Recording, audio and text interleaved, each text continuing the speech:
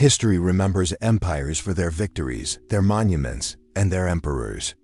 But hidden in the shadows of Byzantium lies a cruelty so intimate, so humiliating, it almost defies belief. Imagine a young princess, the daughter of one of the most powerful dynasties on earth, forced to undergo a ritual examination, her virginity treated not as her dignity, but as a weapon of statecraft. This is the story of Anna, a Byzantine princess whose purity was tested not for love, not for faith, but for the survival of an empire.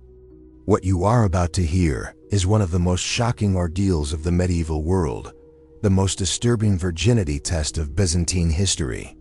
In the glittering heart of Byzantium, Constantinople stood as the jewel of Christendom. Its domes rose into the sky, its palaces lined with marble, its churches covered in gold leaf and sacred icons. To foreign eyes, it was the very embodiment of glory, wealth, and faith. But inside its gilded walls, the lives of imperial daughters were not their own. Anna, a princess of the ruling dynasty, was born into privilege, yet from her earliest days, she was taught that her body was not hers to protect or enjoy.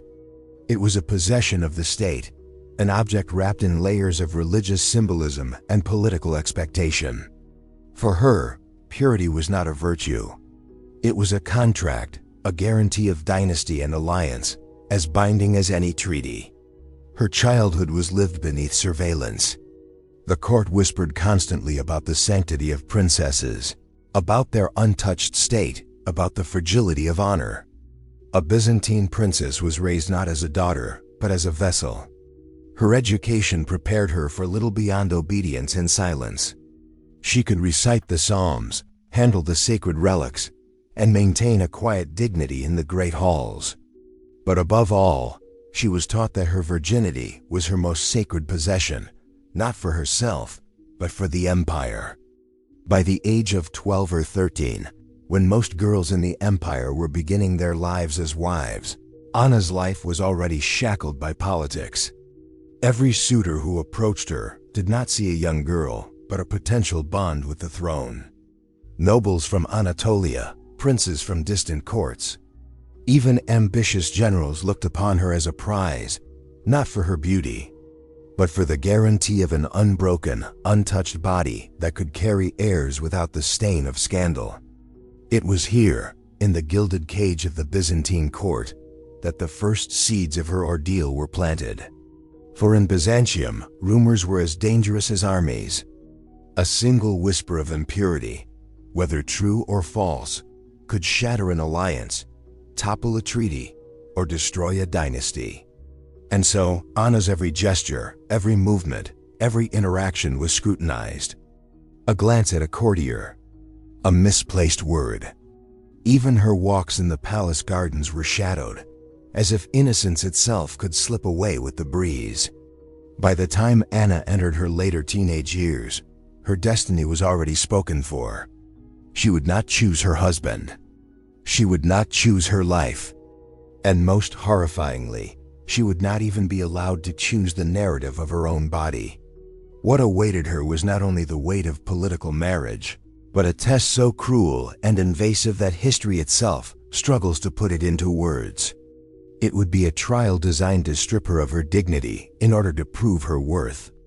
A ritual humiliation that would scar her memory forever. Anna's story does not begin with a crown, or a triumph, or a victory. It begins with captivity, the captivity of a princess in Byzantium, whose purity was to be tested, and whose suffering would echo through the centuries. In Byzantium, daughters of the imperial bloodline were never treated as children of flesh and spirit. They were commodities, prized objects in a marketplace of power. A Byzantine princess was not born to live, but to be exchanged. And her price was not measured in gold or land. It was measured in the guarantee of her untouched body. To the court, Anna was not a girl with hopes or fears. She was a dowry wrapped in silk, a contract sealed by her virginity. If she could be proven pure, she could be offered to a prince, a king, or a rival noble. If her purity was in doubt, her value collapsed, and with it, the delicate threads of alliance that held the empire together. The Byzantine court was a labyrinth of whispers and schemes. Within the palace walls, generals, eunuchs, bishops, and empresses fought invisible wars. And one of their sharpest weapons was slander. To accuse a princess of impurity was to strike at the very heart of the dynasty. A single rumor, spoken in a corridor, carried by a servant, whispered in confession, could unravel years of negotiation. Anna's worth was thus both immense and fragile. Foreign ambassadors measured her value as they would a treasure, asking subtle questions, pressing for reassurance. Was she truly untouched? Was her body free of scandal? The men who sought her hand did not ask of her character or her wisdom, but of her hymen, that single piece of flesh that Byzantine society elevated above her soul, her mind, and her dignity. Marriage in this world was nothing more than diplomacy clothed in ritual. When Anna was promised, it was not to a man who would love her, but to a family whose loyalty the empire demanded. She was a bargaining chip, pushed across a table like a coin of flesh. Her purity was the signature that sealed the treaty. For Anna, this market was suffocating. She lived with the knowledge that her body was discussed in rooms she was never allowed to enter. Men twice, even 3 times her age debated her value, as if she were cattle. Her virginity was not a private matter, not a sacred secret of her own body, but a public currency, traded by men who would never understand the humiliation of such exposure. The cruelty of the system was masked by ceremony. Courtiers spoke in the language of honor, sanctity, and holy tradition. But beneath these gilded words lay a naked truth. Anna's fate was decided by the utility of her body. She was both the empire's greatest treasure and its most fragile liability. This was the true market of brides, not a place of choice, but of transaction. And for Anna, every step toward marriage carried her closer to a ritual of inspection that would strip her of all dignity, an ordeal in which her purity would not be protected, but proven. The empire demanded evidence, and evidence for a princess meant submission to a ritual humiliation that history remembers as one of Byzantium's darkest cruelties. In the Byzantine palace, words were sharper than swords. Power was not always seized on battlefields, but in corridors, in whispers, in poison-laced rumors. And for Princess Anna, those whispers became her greatest enemy. By the time she reached her later teenage years, Anna was already entangled in the politics of succession and marriage. She was betrothed not as a bride, but as a bond, a link between empires, a promise of peace, a symbol of her dynasty's honor.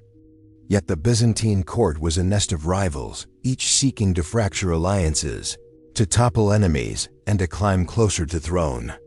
And one of the easiest ways to destroy a princess was not with a knife, but with a word. It began quietly, perhaps with a jealous rival, or a spurned noble who feared her betrothal would shift the balance of power. The rumor was simple, but devastating, that Anna might not be pure. It was enough to ignite suspicion. Did she walk too often in the gardens? Did she laugh too freely with a courtier? Did she spend too much time alone with her attendants? Every action, no matter how innocent, became twisted into fuel for suspicion. The Byzantine obsession with virginity turned Anna into an object of surveillance.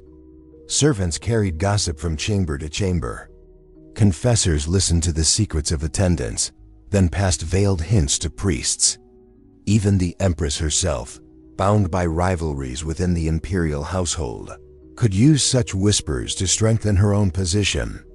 In Byzantium, purity was not just moral, it was political. If Anna's virginity was intact, her marriage could seal alliances with princes in the west or generals in the east, but if even a shadow of doubt was cast, she became useless, her body a liability rather than an asset. A false rumor could shatter negotiations, leaving her family scrambling to defend not only her dignity, but the reputation of the empire itself. For Anna, the weight of these whispers was crushing. She was innocent, yet innocence offered no protection against slander. The more she denied, the more others speculated. In the Byzantine world, where truth was less important than perception, silence often screamed louder than words. The princess lived as though every gaze was an accusation, every whisper a condemnation. This was the cruel paradox of her existence. The more valuable her purity became, the more fragile it was. She was trapped in a game where her enemies did not need to wound her body. They only needed to wound her name. And so, as the rumors spread, the empire's leaders sought a way to silence them. Negotiations could not continue while uncertainty clouded her virtue. Foreign ambassadors would not stake their loyalty on a bride whispered to be tainted. The solution for Byzantium was both simple and horrifying. The princess must be tested. Her body, her most private self, would be turned into evidence. The whispers of the court had accomplished their goal. They had transformed Anna from a daughter of the empire into a subject of investigation, her body reduced to proof that could be measured, examined, and displayed. It was in this climate of suspicion and cruelty that Anna's ordeal moved toward its darkest chapter. What began as whispers in the corridors of Constantinople would soon lead her into the chamber of shame, where priests and physicians would decide her worth. Not as a woman, but as a vessel of the empire's purity. The whispers had grown too loud. Anna's marriage negotiations stalled as foreign envoys pressed for reassurance. The Byzantine court, desperate to silence suspicion, chose the unthinkable. The princess herself would be subjected to a test, an ordeal designed to expose the truth of her body. It was a practice rooted in both superstition and cruelty. Medieval physicians believed they could prove virginity by examining the body, while priests wrapped the process in a veil of spiritual authority. Together, medicine and faith created a ritual of humiliation, a ceremony where a young woman's most intimate dignity was stripped away in the name of politics. Anna was summoned to a chamber deep within the palace. It was not a place of healing or prayer, but a room of judgment. Waiting for her were two figures, a physician of the court, trained in the limited science of the time, and a priest, who claimed the right to guard the purity of souls. Between them, Anna's body was reduced to evidence. The procedure was invasive. First came the physician, who declared that the presence of an intact hymen was proof of virginity. With crude methods, he demanded Anna expose herself to inspection. There was no privacy, no dignity, only the cold eyes of men who viewed her not as a human being, but as a specimen. Accounts from the Byzantine world describe how such examinations involved both sight and touch, the physician pressing, prodding, and verifying what could never truly be proven. But it did not end there. The priest added his own layer of humiliation, insisting that purity was not only physical but spiritual. Prayers were recited over her, not to comfort, but to bind the act in ritual. In some recorded cases, the priest demanded that the girl's body be inspected while sacred relics were present, as though God himself were witness to the humiliation. Anna, a princess of Byzantium, was forced to endure this as her purity became both a medical experiment and a religious performance. For Anna, the experience was not simply physical pain. It was the annihilation of self. To be stripped, handled, and judged in silence was to be treated not as a daughter of emperors, but as property. The men in that chamber were not healers or shepherds of faith. They were executioners of dignity, wielding their authority like blades. When the ordeal was complete, the physician declared what the empire wished to hear. Anna was untouched. The priest confirmed that her soul was untainted. On parchment and in whispers, her purity was proven. The court could now parade her as an emblem of dynastic honor, her humiliation twisted into evidence of glory. Yet Anna knew the truth. Nothing had been preserved. Something had been destroyed.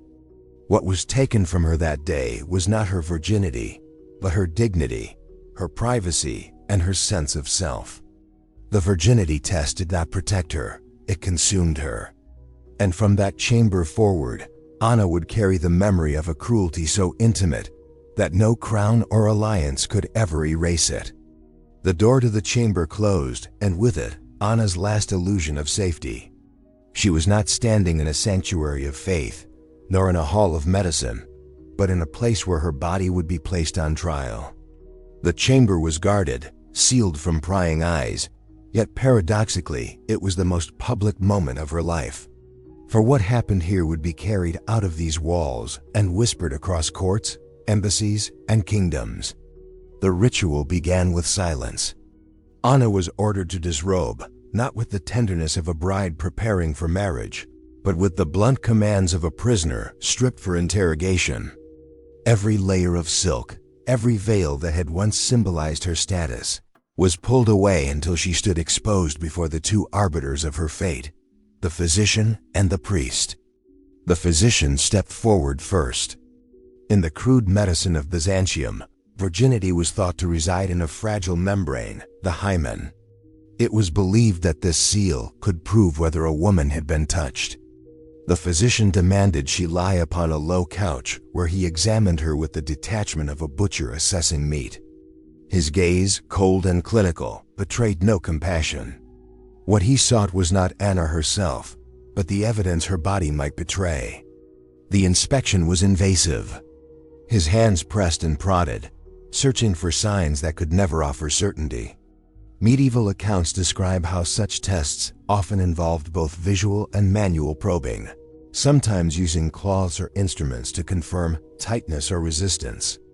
These were not acts of science, they were acts of degradation, designed to break the spirit as much as to satisfy the court. Anna endured it in silence, her dignity torn away with every moment. Then came the priest. His role was not to repeat the examination, but to sanctify it, to cloak the violence in religion. He intoned prayers as though this violation were a sacrament. In some accounts from the Byzantine and Western medieval world, sacred relics were present during such rituals, turning the humiliation into a grotesque fusion of faith and flesh. The priest's eyes, fixed upon her, declared that purity was as much a matter of spirit as of body. Yet his presence did not elevate her suffering, it deepened it. Anna was not only judged by men, but judged before God. The chamber became suffocating. The young princes, whose every step in the palace had once been watched with admiration, now lay stripped of all honor. No jewels, no titles, no imperial blood could shield her. She was not a daughter of emperors, she was evidence. When the ordeal ended, the physician straightened, his voice flat and final. He declared her intact. The priest followed with a blessing, a proclamation that her soul remained unsullied. To them, the matter was closed. To the empire, the rumors had been silenced.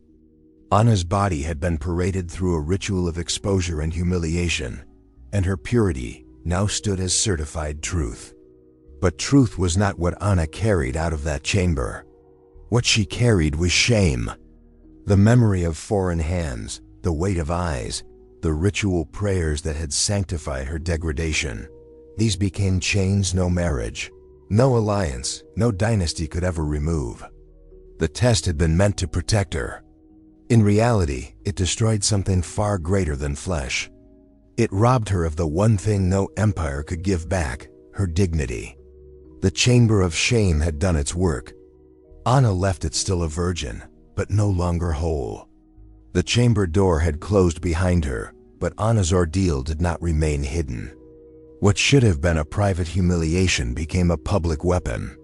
For the Byzantine court, her suffering was never about truth or medicine. It was about power. The virginity test had not been designed to protect Anna's dignity, but to secure the empire's reputation. Within days, the verdict of her purity was whispered through the palace corridors. Courtiers repeated the physician's declaration with rehearsed solemnity. The princess was untouched, the dynasty unblemished. Envoys carried the news to foreign ambassadors, who returned to their masters with reassurances. The political storm that had threatened to collapse her betrothal was silenced. But the silence came at a terrible cost.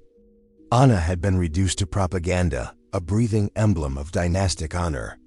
Her body was no longer her own. It was a proclamation, stamped and certified by humiliation. The examination had been the empire's answer to rumor, but the empire now turned it into theater. In banquets and court ceremonies, Anna was paraded with calculated symbolism. Her chastity, now proven, was spoken of not with discretion but with pride. Byzantine chroniclers describe how purity was glorified as a sacred virtue, binding women's bodies to the destiny of the state. Anna's ordeal was twisted into a triumph, a tale of imperial discipline and holy order. The cruelty was doubled. Not only had she endured the shame of exposure, but her shame was now celebrated as a public victory. Every smile forced upon her at court was a reminder of that chamber. Every nod of approval from the clergy echoed the prayers muttered over her body during the examination. The propaganda extended beyond her person.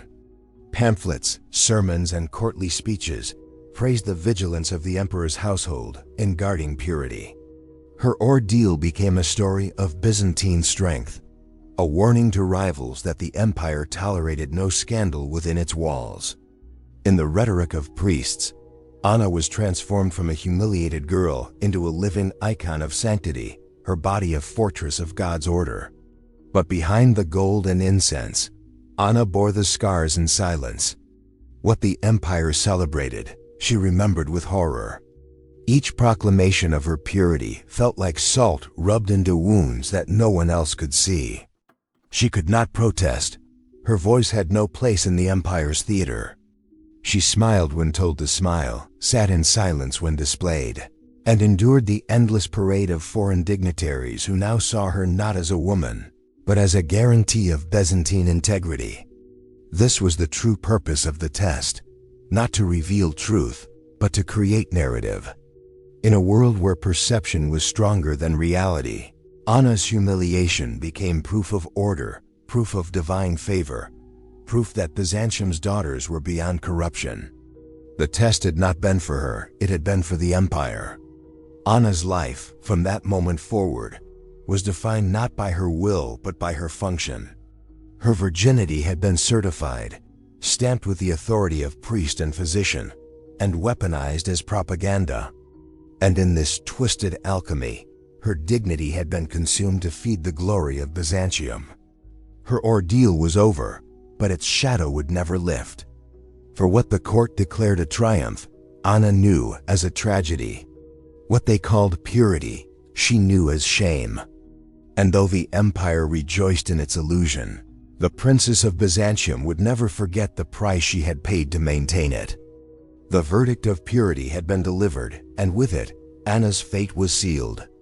What the priest and physician had declared in that chamber was not simply a judgment about her body, it was a contract, a weapon of diplomacy, a certificate of value. To the Byzantine court, Anna was no longer a daughter. She was a bargaining chip, an assurance, a vessel whose worth lay not in her spirit, but in the proof of her untouched state. The negotiations resumed at once. Envoys who had hesitated now leaned forward with renewed interest. To foreign rulers, the guarantee of a virgin bride meant legitimacy. A pure princess meant heirs untainted by scandal, bloodlines secure, alliances unshaken. Anna's humiliation had been transformed into currency, her body a coin minted by humiliation and displayed in the marketplace of politics. Her betrothal was arranged swiftly, with little regard for her own wishes. The suitor chosen was not a man of her affection, nor even of her knowledge.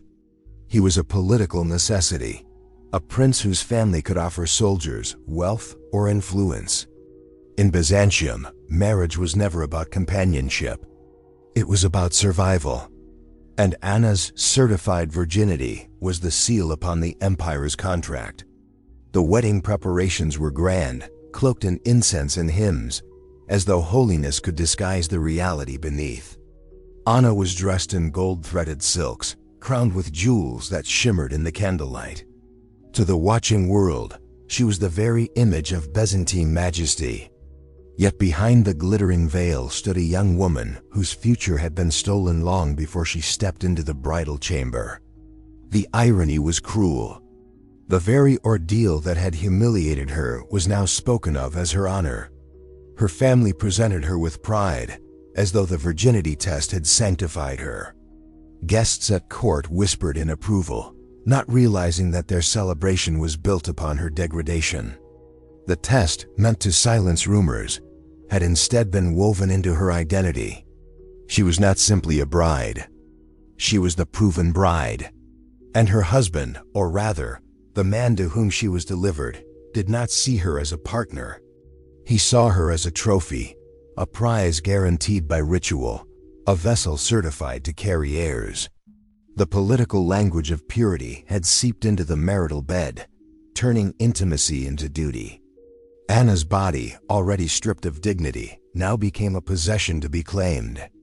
For Anna, the marriage bargain was not liberation. It was a second captivity.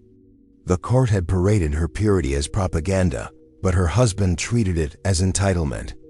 Her role was to submit, to produce heirs, to embody the empire's fragile illusion of sanctity. Every act of closeness became a reminder of the chamber of shame, for the alliance had not been built on love, but on the violation of her most private self. Thus, the virginity test did not end with the physician's declaration. It followed Anna into her marriage, into her bed, into her silence. It haunted her in the very moments when she should have found intimacy, reducing her to the symbol the empire had crafted. Anna had been exchanged in the marketplace of brides. The price had been her humiliation. The bargain had been her life. The Byzantines celebrated Anna's marriage as a triumph of politics and piety. Chroniclers described her union as blessed, her chastity as proven, her future as bright. Yet behind the glittering chronicles, the truth was far darker. For Anna herself, the test that had saved her reputation had in fact shattered her sense of self. What the empire paraded as honor, she remembered as humiliation. What they called sanctity, she knew as violation. In the months and years that followed, Anna carried a silence heavier than any crown. No one asked her what she had endured. No one gave her space to grieve or to rage. The chamber where her virginity was tested was never mentioned again, at least not in her presence. But in the private corners of her mind, the scene replayed endlessly. The cold eyes of the priest, the clinical touch of the physician, the suffocating shame, each memory was a wound that refused to heal. Her trauma was compounded by the role she was forced to play. As a wife, she was expected to be obedient, dutiful, and fertile. As a princess, she was expected to embody grace, sanctity, and composure. There was no room for trembling hands, for tears, for silence. To falter in her role was to fail the empire. And so she learned to bury her pain beneath ritual and ceremony, to wear her jewels like armor, to speak in the language of duty while her soul whispered in despair. Yet trauma does not vanish when ignored. It festers. It reshapes the way one sees the world, the way one breathes. For Anna, even the marital bed became haunted. Every touch reminded her of the examination that had branded her. Where intimacy should have been tender, she felt only the weight of expectation, the gaze of the empire, the memory of exposure. Her body, once stripped of dignity, never again felt like her own. This silence was not unique to Anna. In Byzantium, as in many societies of the age, women's suffering was often buried beneath politics and piety. The virginity test was not just her ordeal. It was a practice inflicted upon countless women, each carrying their own hidden scars. Their pain, unrecorded, became the invisible foundation of dynastic power. Anna's story, preserved only in fragments, is but one glimpse into the unspoken suffering of her time. And yet, her silence was not absolute. Though she could not speak openly, traces of her torment bled through the cracks of history.